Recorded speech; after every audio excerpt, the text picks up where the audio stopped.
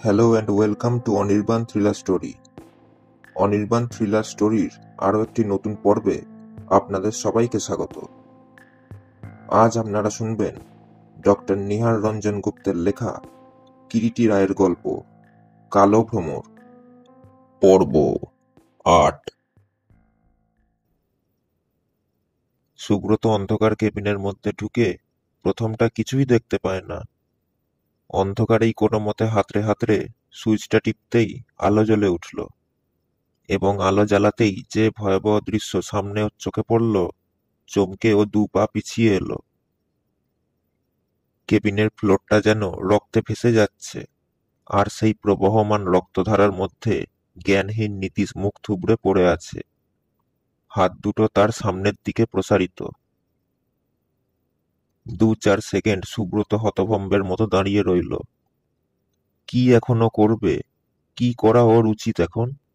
অত রক্ত যেন ওর ২ চোখে ধাঁধা লাগিয়ে দিয়েছে, মাথার মধ্যে ঝিমঝিম করছে। হতচকিত ভাবটা কেটে গেলে সুব্রত নীতিশের মাথার কাছে বসে পড়ল এবং সন্তর্পণে নীতিশের দেহটা স্পর্শ করলে। বাঁ দিকের কপাল কেটে গেছে, সেই ক্ষতস্থান দিয়ে রক্ত ঝরছে তখনও। নাকের কাছে হাত দিয়ে দেখলে, না, এখনো নিঃশ্বাস পড়ছে, তবে এখনো বেঁচে আছে। সামনেই কাবার্ডের ওপরে জলের জাগটা ছিল, সেটা তুলে নিয়ে নীতিশের চোখে মুখে জলের মৃদু ছাপটা দিতে লাগলো। কপালের রক্তে গায়ের জামাটা ভিজে একেবারে লাল হয়ে গেছে। কিছুক্ষণ পরে নীতিশ নিঃশ্বাস নিল। নীতিশ, নীতিশ! সুব্রত নীতিশের মুখের কাছে ঝুঁকে পড়ে ডাকতে লাগলো ব্যাকুল কণ্ঠে। কিন্তু নীতিশের কোনো সাড়াই পাওয়া গেল না। জলে রক্তে কেবিনের ফ্লোরটা থই থই করছে। সুব্রত সন্তর্পণে নীতিশের দেহটা বুকে করে তুলে নিচের বার্থে শুইয়ে দিল। ভিজে জামাটা বদলানো দরকার, তাছাড়া এখনই একবার জাহাজের ডাক্তারকেও ডাকতে হবে। কপালের ক্ষতস্থানটা দিয়ে তখনও একটু একটু রক্ত পড়ছে। নীতিশকে বার্থের ওপরে শুইয়ে শুকনো জামার খোঁজে ফিরে দাঁড়াতেই সুব্রত আবার চমকে উঠল। ওদের বাক্স ও সুটকেসগুলো সমস্ত খোলা, লণ্ডভণ্ড, ছত্রাকার হয়ে চারিদিকে পড়ে আছে। এতক্ষণ নীতিশকে নিয়ে ব্যস্ত থাকায় এসব ওর চোখেই পড়েনি, কিন্তু সেদিকে তখন মন দেবার মতো সময় নেই। তাই সুব্রত আগে তাড়াতাড়ি করে একটা জামা তুলে নিল খোলা বাক্সর ভিতর থেকে। বার্থের ওপরে শোয়া অবস্থাতেই সুব্রত কোনো মতে নীতিশের ভিজে জামাকাপড়গুলো বদলে দিল। একটা ধুতি থেকে খানিকটা কাপড় ছিঁড়ে কপালের ক্ষতস্থানে একটা পট্টিও বেঁধে দিল। নীতিশ, নীতিশ! আহ, একটু জল। নীতিশ চোখ মেলে তাকালো। সুব্রত জাগ থেকে একটু জল নীতিশের গলায় ঢেলে দিল। খুব কি কষ্ট হচ্ছে ভাই? মাথায় বড় যন্ত্রণা। তুমি একটু চুপ করে শুয়ে থাকো ভাই, এখনই আমি ডাক্তার ডাকার ব্যবস্থা করছি। সুব্রত কেবিনের কলিং বেলটা টিপে দিল। তাড়াতাড়ি ভিজে জামাকাপড়গুলো সমস্ত বদলে নিল। একটু পরেই কেবিন বয় এসে হাজির হলো। লোকটা গোয়ানিজ, বেশ ইংরাজি বলতে পারে। Send the doctor please, quick. Yes sir, বলে কেবিন বয় চলে গেল। নীতিশ চোখ বুজে নিঝুম হয়ে পড়ে আছে। কে এসেছিল কেবিনে? কেনই বা এসেছিল? সুব্রত প্রথমেই তার সুটকেসটা পরীক্ষা করতে বসল। টাকাকড়ি, টিকিট ও উইল সম্পর্কীয় অন্যান্য প্রয়োজনীয় কাগজপত্র, মায়ের সেই ছোটবেলার ফটোটা পর্যন্ত সুটকেসের মধ্যে ছিল। টিকিটগুলো, পার্স ও তার মধ্যকার ২০০ টাকা নোটে ও খুচরায় সব ঠিক আছে, কিছুই চুরি যায়নি। সর্বনাশ! সেই ফ্ল্যাট ফাইলটা, যার মধ্যে অ্যাটর্নির চিঠি ও ফটোটা ছিল, সেটাই নেই। ফটো, ফটোটাই যে উইল অনুযায়ী মামার সম্পত্তি দাবির সর্বাপেক্ষা মূল্যবান নিদর্শন। অ্যাটর্নি চিঠিতেও তাই লিখেছে। এখন সেই ফটোটাই যদি না পাওয়া যায়, তবে ও কোন দাবিতে, কিসের জোরে রেঙ্গুনে গিয়ে অ্যাটর্নি অফিসে সম্পত্তির দাবি জানাবে? কেউ তো ওর কথা বিশ্বাস করবে না। ওর দাবিকে তো সকলে হেসেই উড়িয়ে দেবে। এত অর্থ ব্যয়, এত কষ্ট, এত শ্রম, সবই ব্যর্থ হয়ে গেল। এতদূর এসে শেষ পর্যন্ত ঘাটের কাছে হলো নৌকাডুবি। এ শুধু ওর ব্যর্থতাই নয়, এ ওর পরাজয়, নির্মম পরাজয়। শেষ পর্যন্ত দস্যু কালো ভ্রমরের হলো জয়, মিথ্যে সে আস্ফালন করেনি। কালো ভ্রমর, কালো ভ্রমর। মাথার মধ্যে যেন আগুন জ্বলছে। সব কেমন গোলমাল হয়ে যাচ্ছে। না, সুব্রত আর চিন্তা করতে পারে না। সুব্রত খোলা এলোমেলো সুটকেসটার সামনে বসে পড়ল মাথায় হাত দিয়ে। কেবিনের দরজায় নক শোনা গেল এবং কেবিন বয় এসে কেবিনের মধ্যে প্রবেশ করল। Doctor is coming, sir. Thank you. Cabin boy আবার দরজাটা ভেজিয়ে দিয়ে চলে গেল। না, এমনি করে সুব্রত পরাজয় মেনে নেবে না। না না, কিছুতেই নয়। শেষ পর্যন্ত ও লড়বে। দেখবে ওই কালো ভ্রমর কে, কত শক্তি সে ধরে। আর তাছাড়া আর একটা কথা, কালো ভ্রমরের লোক তার ফটোটা চুরি করলেও এই জাহাজের মধ্যেই তারা আছে, এখনো নিশ্চিত। চকিতে মনে পড়ল জাহাজ ঘাটে আকস্মাৎ দেখা সেই বৃদ্ধের কথা। দোষ তো তারই। জানা সত্ত্বেও কেন অসুস্থ নীতিশের ওপরে সব ভার ফেলে কেবিনের বাইরে গিয়েছিল। এ তারই হঠকারিতা ও অবিবেচনার ফল। আহা, বেচারি নীতিশ। হয়তো অসুস্থ শরীরেই সে লোকটাকে বাধা দিতে গিয়ে আহত হয়েছে। মা। নীতিশ কাতরোক্তি করলে সুব্রত উঠে নীতিশের কাছে গেল।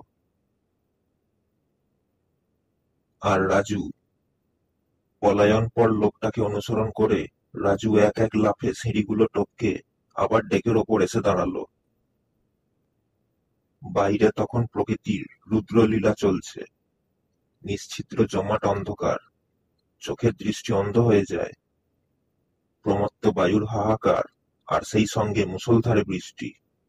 হাওয়ার গর্জনের সঙ্গে মিশে গেছে উত্তাল সমুদ্রের ক্রুদ্ধ গর্জন। রূপকথার হাজার হাজার দৈত্যদানাগুলো যেন হঠাৎ ছাড়া পেয়ে পৃথিবীর ওপর এসে শুরু করেছে ভয়াবহ এক তাণ্ডব নৃত্য।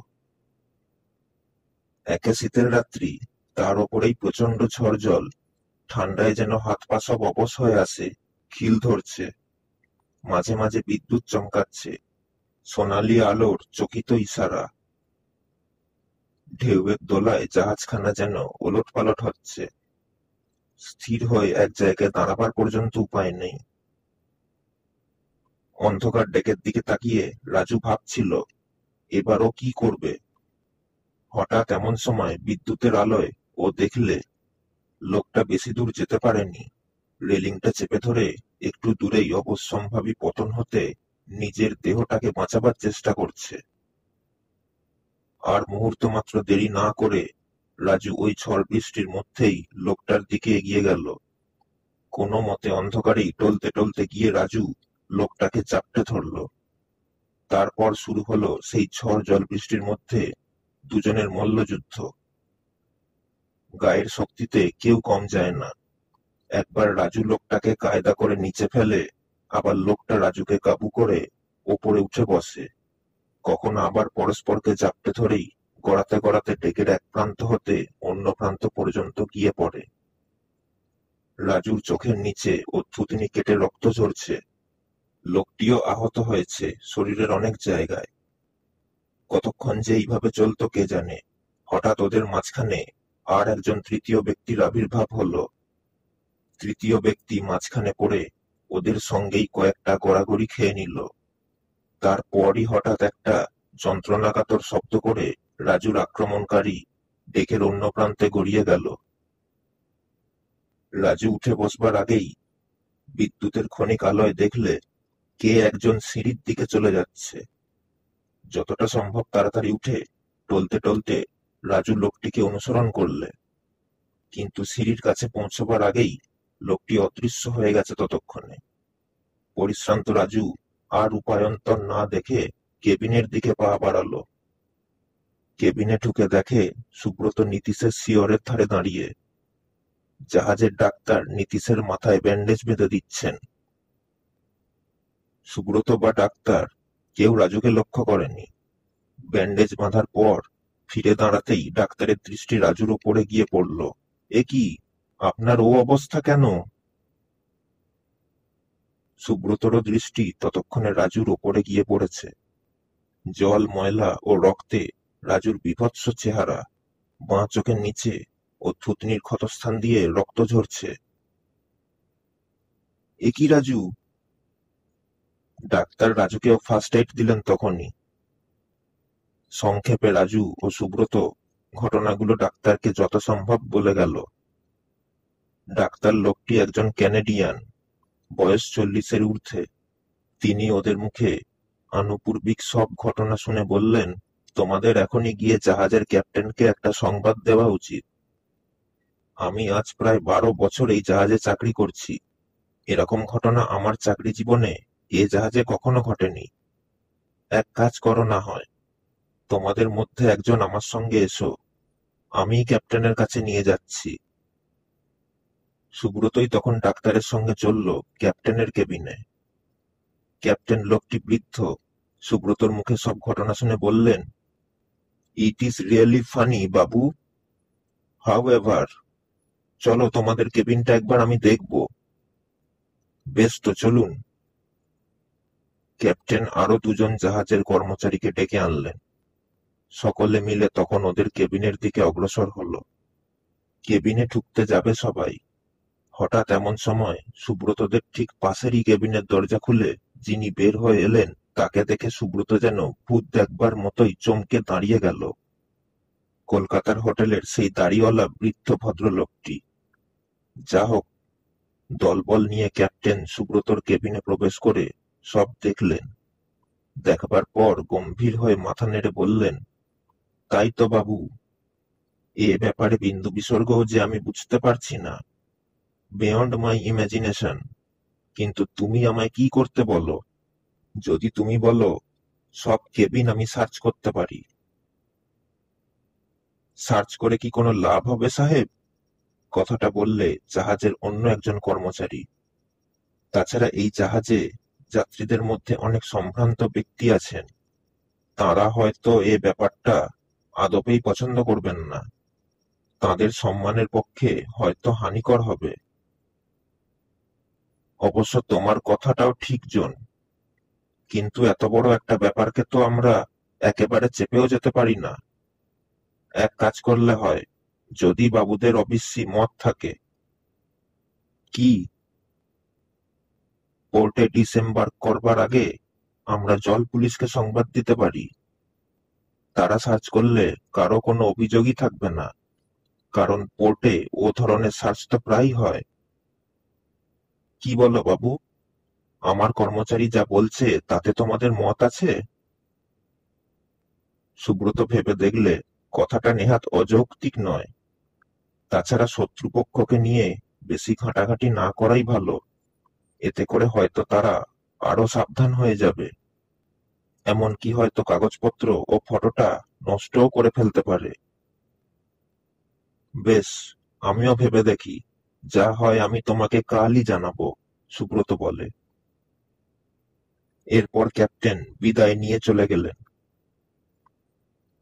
ক্যাপ্টেন ও জাহাজের অন্যান্য কর্মচারীরা বিদায় নিয়ে চলে যাবার পর রাজু বললে, কিন্তু ফটোটা যে আমাদের ফেরত চাই সুব্রত। তা সে যেমন করে যে উপায়ই হোক। সবই তো বুঝলাম রাজু, কিন্তু ফটোটা উদ্ধারের আপাতত কোনো উপায় তো দেখতে পাচ্ছি না। আচ্ছা, ডেকের ওপরে যে দুটি লোকের সঙ্গে তোমার একটু আগে সংঘর্ষ হয়েছিল, তাদের কাউকেই কি তুমি চিনতে পারোনি রাজু? না। আচ্ছা, তোমার কি মনে হয় রাজু, এ কালো ভ্রমরের দলের লোকেরই কাজ? তাছাড়া আর কে তোমার ঘরে ঢুকে টাকা কড়ি সব ফেলে রেখে একটা সামান্য ফটো চুরি করবার জন্য আসবে বলো? তাছাড়া ভুলে যাচ্ছ কেন তোমার সেই অ্যাটর্নির চিঠির কথাগুলো? না রাজু, আমি ভুলিনি।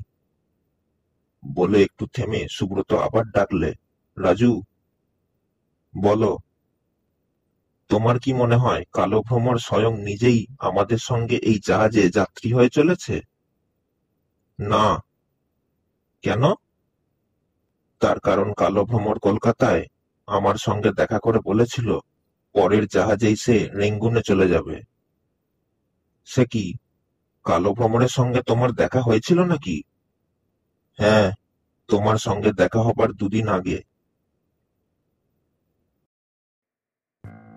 এরপর কি হতে চলেছে জানতে হলে শুনুন এই গল্পের পরবর্তী পর্ব। কেমন লাগলো আজকের গল্পটা? যদি আজকের গল্পটা আপনাদের ভালো লেগে থাকে অবশ্যই ভিডিওটি লাইক করে দেবেন, সাবস্ক্রাইব করতে ভুলবেন না, বেল আইকনে ক্লিক করে দেবেন সমস্ত গল্পের আপডেট সবার আগে পাওয়ার জন্য। আগামী পর্বে আবার দেখা হবে আপনাদের সাথে। সবাই ভালো থাকবেন, সুস্থ থাকবেন।